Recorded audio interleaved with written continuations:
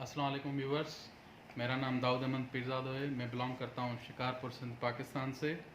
और आज मैं आपको कोविड-19 यानी कि कोरोना वायरस के कुछ माशी, इक़्तिसादी और सियासी इम्पैक्ट्स बताऊंगा कि ये कैसे असरअंदाज होता है हमारी मईशत पर, हमारी सियासत पर और हमारी इक़्तिसादियात के ऊपर। तो सबसे पहले आपको बताऊंगा मैं सोशल यानी कि हमारे आम जिंदगी में कोरोना वायरस के क्या इम्पैक्ट्स हैं। उससे भी पहले मैं आपको एक चीज़ वाज़ह करना चाहता हूं कि ये कोरोना वायरस जो है ये 2019 में नवंबर में ज़ाहिर हुआ था चाइना के एक प्रोविंस हुबाई के शहर वुहान में।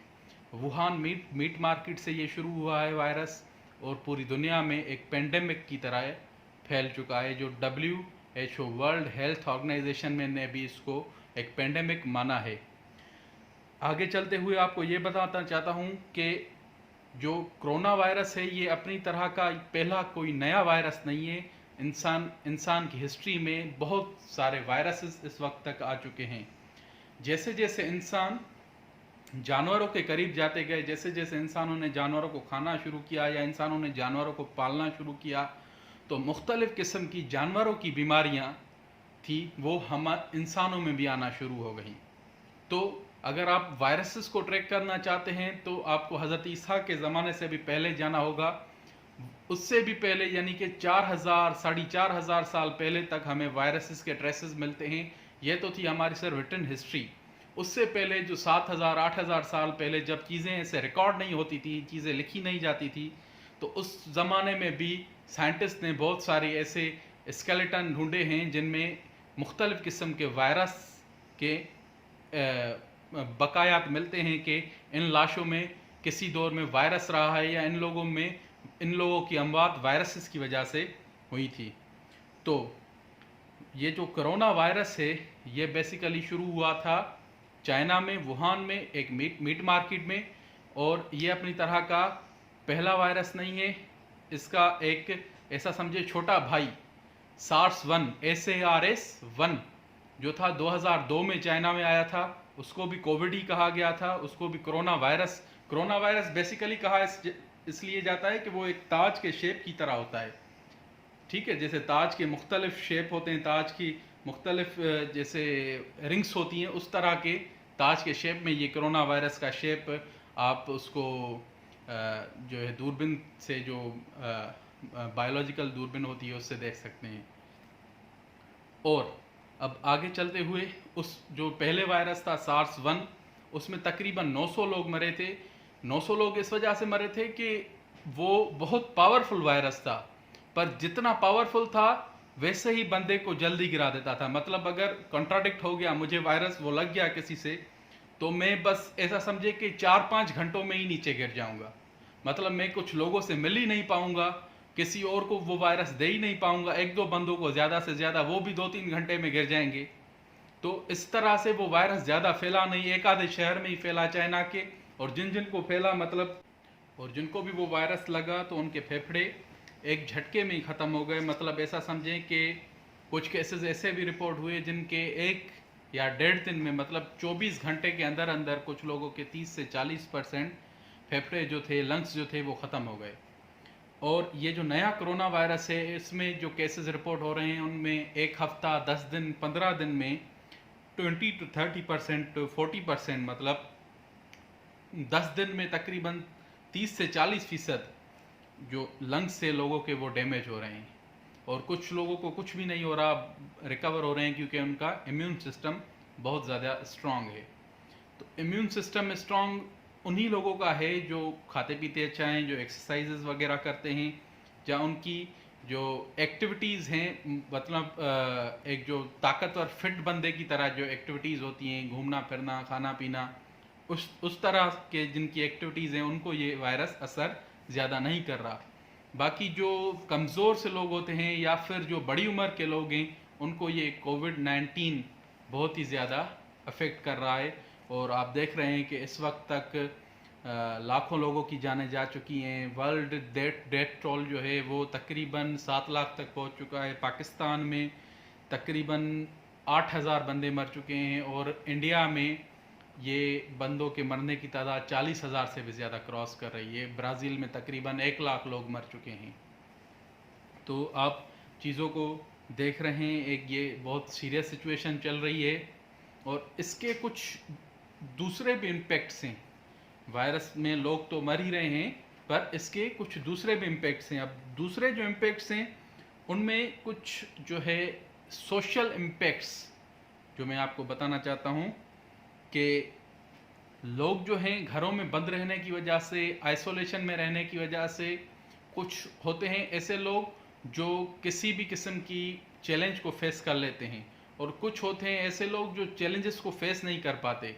तो जो चैलेंजेस को फेस ना कर पाने वाले लोग हैं वो आइसोलेशन में बहुत ज़्यादा परेशान हो रहे हैं, क्योंकि कुछ लोग ऐसे भी होते हैं जो बहुत ज़्यादा सोशल होते हैं, तो उनकी सोशलाइजेशन बिल्कुल बंद हो गई है।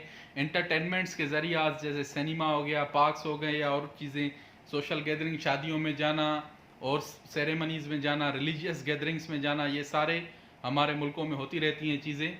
तो ये सब कुछ एज मतलब एक बंदे के दिमाग पे असरअंदाज होती है, और उसको अकेलापन फील नहीं होता। पर जैसे ही ये लॉकडाउन शुरू हुए, ये आइसोलेशन शुरू हुई, जो बंदे पॉजिटिव टेस्ट हुए, तो ये मसला बढ़ना शुरू हो गया। मतलब आप देख रहे हैं कि बहुत सारे सेलिब्रिटीज़ के सुसाइड की खबर आ रही है, बहुत सारे सेलिब्रिटीज़ मर रहे हैं कोरोना वायरस की वजह से। ये क्या चीज़ें हैं, पहले हम ऐसा नहीं सुनते थे, इतनी जल्दी जल्दी सेलिब्रिटीज़ ने सुसाइड कर लेते थे, करते थे, पर उनकी दूसरी रीजंस होती थी, पर इतना जल्दी इतनी बड़ी बड़ी न्यूज़, शॉकिंग न्यूज़ नहीं आती थी। पर आप अब देख रहे हैं कि ये जल्दी जल्दी बहुत सारी शॉकिंग न्यूज़ आ रही है सेलिब्रिटीज़ की तरफ से या पॉलिटिशियंस की तरफ से ओवरऑल वर्ल्ड में। और ये जो चीज़ें हैं, ये जो बैन है, वो डायरेक्टली लोगों के दिमाग पे अफेक्ट कर रहा है।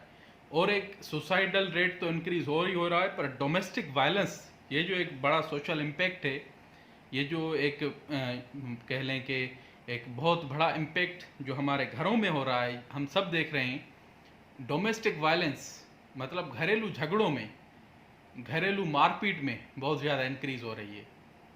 मतलब घरों में ज़्यादा रहने की वजह से ऐसा समझें कि कुछ हर बात पे लोगों को चिढ़ हो रही है, हर बात पे लोग एक दूसरे के साथ, फैमिली मेम्बर्स एक दूसरे के साथ नाराज़ हो रहे हैं, और इन चीज़ों की वजह से बहुत मसले पैदा हो रहे हैं, और एक दूसरे को घरों में मार पिटाई का शिकार लोग बना रहे हैं। मतलब बीवी मियाँ को पीट रही है, मियाँ बीवी को पीट रहा है, या फिर बहन भाई आपस में लड़ रहे हैं। ये चीज़ें बहुत ज़्यादा रिपोर्ट हो रही हैं पुलिस स्टेशंस में और दूसरे प्लेटफॉर्म्स पे।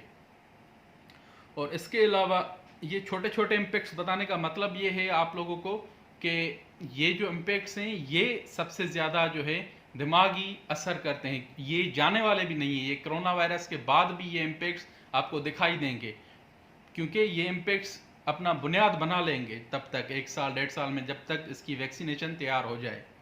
और आगे चलें आप पॉलिटिकल इम्पैक्ट्स। अब पॉलिटिकल इम्पैक्ट्स जो हैं ये बड़े ख़तरनाक इम्पैक्ट्स होते हैं जो हमेशा रहेंगे। जो रिलेशनशिप डिस्टर्ब हो गए वो हमेशा ही डिस्टर्ब रहेंगे। हो सकता है आगे चल के कुछ चीज़ें बेहतर हो, पर ज़्यादातर कारण यही है कि हमेशा ही डिस्टर्ब रहेंगे। जैसे चाइना और यूएस रिलेशन डिस्टर्ब हो चुका है कोरोना वायरस की वजह से। अब एक और किस्म की पॉलिटिकल इम्पैक्ट्स आ रही है कि फोर्स क्वारंटाइंस जो एयरपोर्ट पे हो रही हैं। जैसे कि किसी पाकिस्तानी ने, मैंने सपोज करें ट्रेवल किया बर्लिन या म्यूनिक जर्मनी में, तो यहाँ से मेरा टेस्ट हुआ, मेरा टेस्ट पॉजिटिव नहीं आया, नेगेटिव आया, और फ्लाइट में, ड्यूरिंग फ्लाइट में कंटेजियस, कंट्राडिक्ट हो गया किसी बंदे से, मुझे वायरस लग गया। अब जैसे ही मैं जर्मनी में उतरा, मेरा दोबारा टेस्ट हुआ तो वहाँ पर मेरा पॉजिटिव आ गया। तो वो वहाँ की अथॉरिटीज़ जो हैं, वहाँ पर जो एयरपोर्ट पे बंदे हैं, वो तो मुझे जाहिर सी बात है क्वारंटाइन कर लेंगे। अब उनके क्वारंटाइन करने की वजह से मैं तो एयरपोर्ट पे फंस गया फिर 15 दिन के लिए। तो मेरे जो यहाँ पर पीछे हैं वो जाहिर सी बात है एम्बेसी जाएंगे, चीज़ें वहाँ पर गोड़गमसान, मतलब जो चीज़ें ख़राब माहौल पैदा करती हैं उस किस्म की हरकत भी कुछ लोग कर सकते हैं। तो उसके बाद क्या होगा, मुल्कों की रिलेशनशिप ख़राब होगी। जाहिर सी बात है अगर पाकिस्तानी हाई कमीशन जर्मनी में एहतजाज करेगी, पाकिस्तान का एम्बेसडर जर्मनी में एहतजाज करेगा कि क्यों भाई हमारे बंदों को फोर्सफुली एयरपोर्ट पे बिठा दिया है, या जर्मन पाकिस्तानियों के आगे एहतजाज करेंगे कि क्यों हमारे बंदों को एयरपोर्ट पे बिठा दिया है। तो इस किस्म की डिस्टर्बेंस सोशल रिलेशंस में, इस किस्म की डिस्टर्बेंस पॉलिटिकल और इंटरनेशनल रिलेशंस में हो रही हैं, और ये आगे चल के शायद और वर्स हो जाएं, क्योंकि अभी तक कोई भी इनके बारे में बाकायदा से कानून किसी भी मुल्क की तरफ से जारी नहीं हुआ। आगे चलें तो जो चाइना और यूएस का बिल्कुल एक रिलेशनशिप ख़राब हो गया है।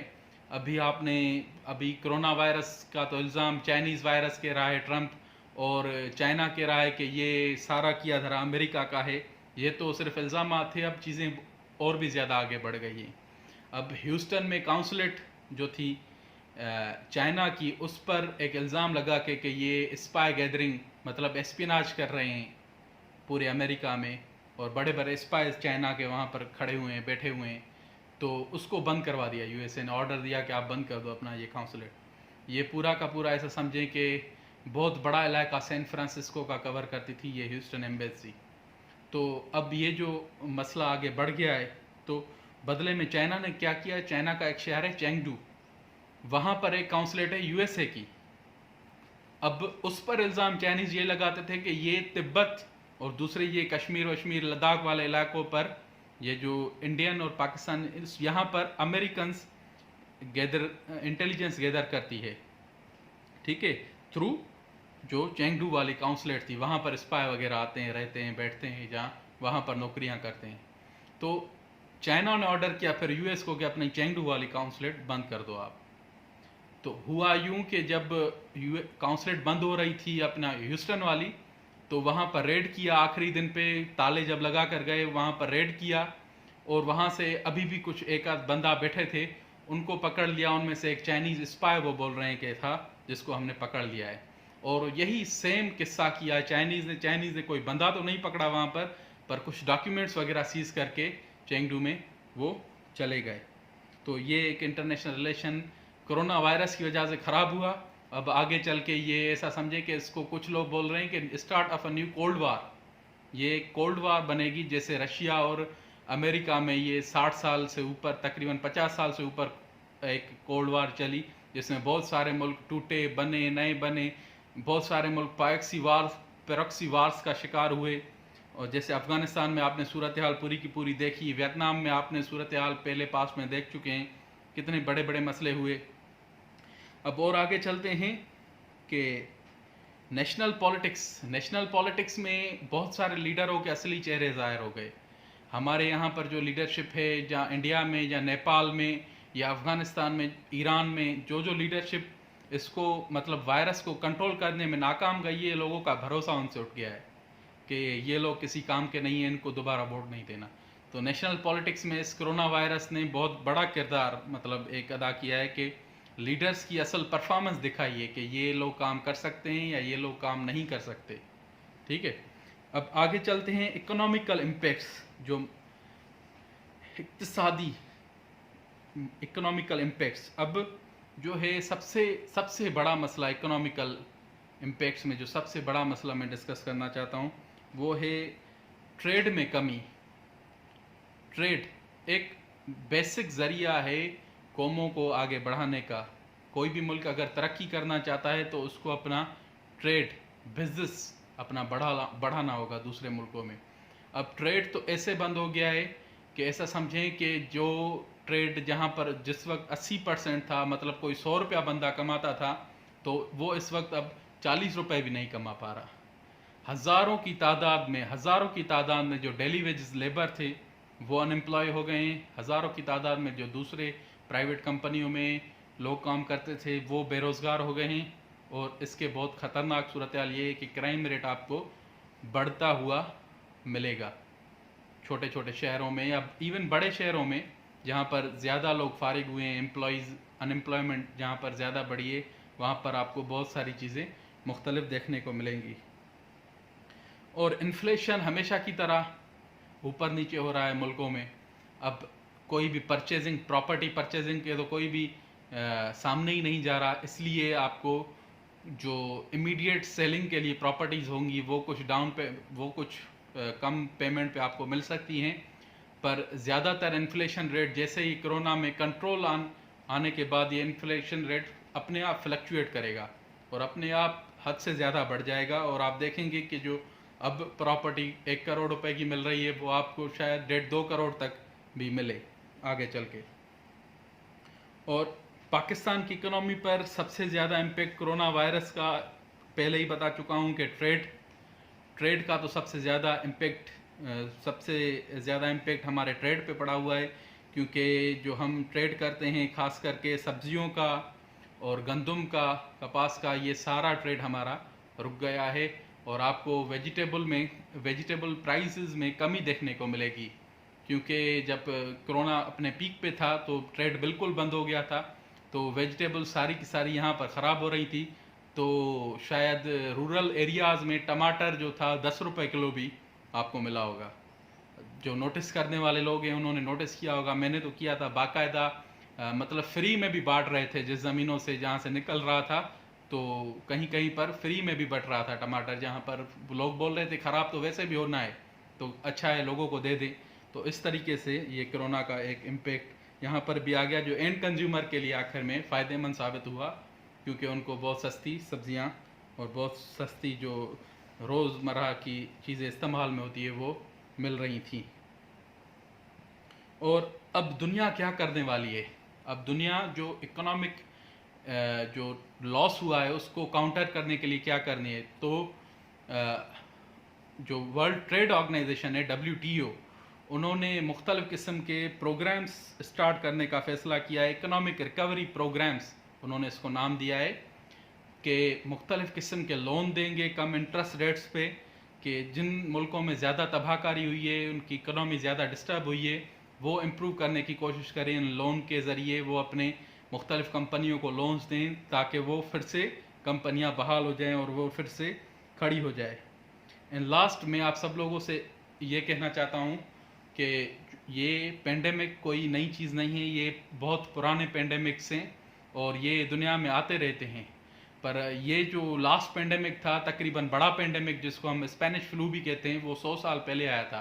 तो 100 साल पहले के बाद अब हमने अब तक कोई इतने बड़े मेजर्स नहीं किए थे, ठीक है। एबोला भी आया, SARS-1 भी आया और दूसरे छोटे मोटे वायरस आए, पर इतनी बड़ी लेवल का वायरस 100 साल पहले ही आया था।